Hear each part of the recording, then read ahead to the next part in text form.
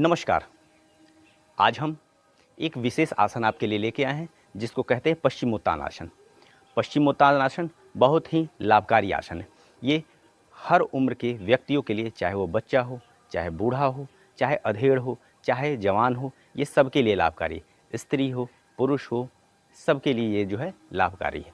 तो आइए हम जानते हैं कि पश्चिमोत्तान आसन करने से हमको क्या क्या लाभ मिल सकते हैं। सबसे पहले ये जान लीजिए कि अगर बच्चों की मैं बात करूं तो इसमें बच्चों की लंबाई बढ़ती है, बच्चों का डाइजेस्टिव सिस्टम ठीक होता है, बच्चों के अपान वायु यानी जो पेट में ब्लोटिंग होती है, गैस बनता है, वो नहीं बनेगा।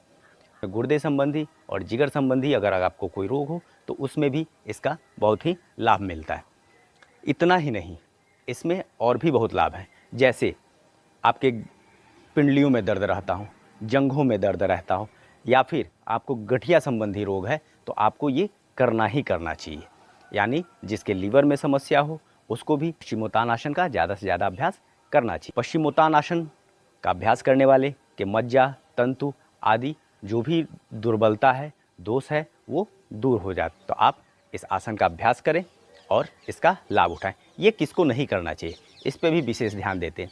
ये हाई बीपी के रोगी हों उनको नहीं करना चाहिए, जिनको लंबर पेन की समस्या हो उनको भी नहीं करना चाहिए, और जिन्होंने हार्ट का ऑपरेशन कराया हो, पेट का तुरंत ऑपरेशन कराया हो, उनको भी ये नहीं करना चाहिए। यानी जो ऑपरेशन कराया है वो कम से कम 6 महीने बाद ही इसका धीरे धीरे अभ्यास करें। अभ्यास करते समय कुछ विशेष बातों का ध्यान रखना है कि इसमें आपको रीढ़ की हड्डी मोड़ के कभी नहीं जाना है, जो आपको अभ्यास के दौरान बताया जाएगा। तो आइए चलते हैं हम अभ्यास की तरफ। तानासन के लिए दंडासन में बैठिए, फिर सांस भरते हुए दोनों हाथ ऊपर, दोनों हाथ कान से लगे होंगे। थोड़ा सा सांस भरते हुए स्ट्रेचिंग करें, फिर सांस छोड़ते हुए आप आगे की तरफ झुकें। इसमें इस बात की सावधानी रखेंगे कि हमारी रीढ़ की हड्डी न मुड़े।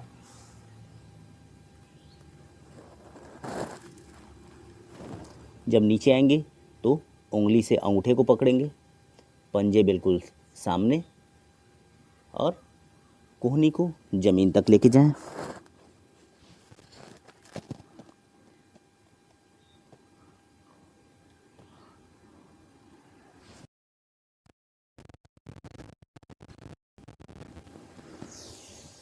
सांस भरते ऊपर, फिर वापस आइए।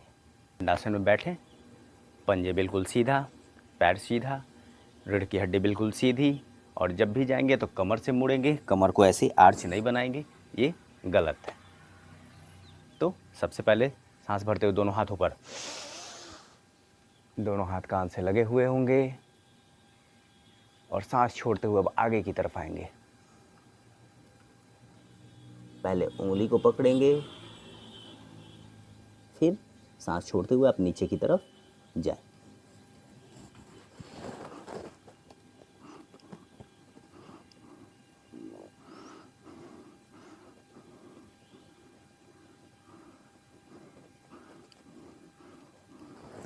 नीचे जब जाएं तो सामान्य श्वसन आपकी होते रहे, पीठ बिल्कुल सीधा रहेगा।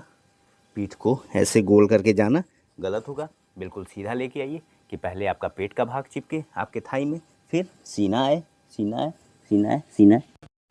इस तरह से आप इस तरह भी कर सकते हैं।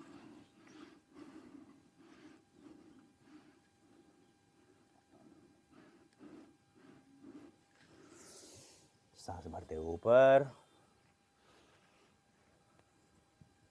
फिर सामान्य स्थिति में आए। ये पश्चिमोत्तानासन की विधि, जब आप नीचे झुकते हैं तो वहाँ आप सामान्य श्वसन कर सकते हैं।